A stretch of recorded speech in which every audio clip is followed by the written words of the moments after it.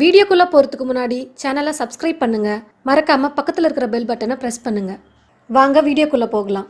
Welcome to செல்வ பிரியாஸ் kitchen. Carrot beans பொரியல் எப்படி செய்கிறதுன்னு பார்க்கலாம்.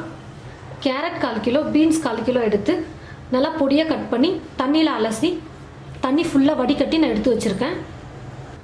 2 வெங்காயம் பொடியாக கட் பண்ணது, துருவிய தேங்காய் 3 ஸ்பூன், 4 வரமிளகாவை நான் பொடியாக கட் பண்ணி வச்சுருக்கேன், 8 பல் பூண்டு தோலோட இடித்து வச்சுருக்கேன், 1 ஸ்பூன் கடலைப்பருப்பு, 1 ஸ்பூன் உளுத்தம்பருப்பு. கட் பண்ணி வச்சுருக்கிற கேரட்டையும் பீன்ஸையும் ஃபஸ்ட்டு நம்ம வேக வச்சு எடுத்துக்கலாம். ஒரு குக்கரில் கட் பண்ணி வச்சுருக்கிற பீன்ஸு கேரட்டை போட்டுக்கிறேன். காய் முழுகிற அளவுக்கு தண்ணி ஊற்றிக்கலாம். இது கூட 1 ஸ்பூன் உப்பு, 1/4 ஸ்பூன் மஞ்சள் பொடி போட்டு நல்லா மிக்ஸ் பண்ணிவிட்டு குக்கர் மூடி போட்டு மூடிடலாம். ஒரு விசில் வந்ததுமே நம்ம ஸ்டவ் ஆஃப் பண்ணிக்கலாம்.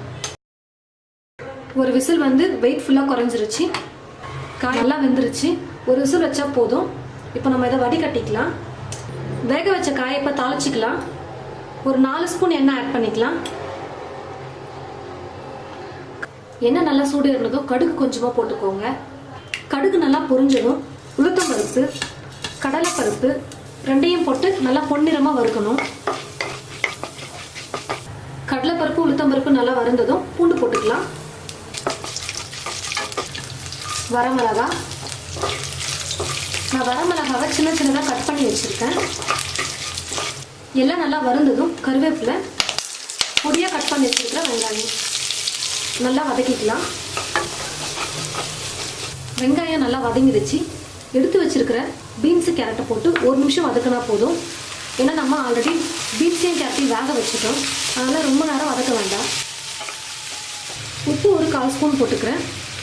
நான் காய் வேக வைக்கும் போதே நான் உப்பு 1 ஸ்பூன் போட்டேன், அதனால் இப்போ நான் சும்மா லைட்டாக 1/4 ஸ்பூன் மட்டும் போட்டுக்கிறேன். நல்லா மிக்ஸ் பண்ணி விட்டுட்டு 1 நிமிஷம் விட்டால் போதும். 1 நிமிஷம் நல்லா வதங்கிடுச்சு. இப்போ நம்ம துருவி வச்சுருக்கிற தேங்காவை இது கூட போட்டுக்கலாம்.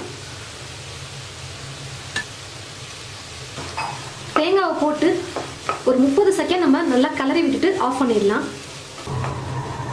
கேரட் பீன்ஸ் பொரியல் ரெடி ஆகிடுச்சு. இப்போ நம்ம ஸ்டவ் ஆஃப் பண்ணிக்கலாம்.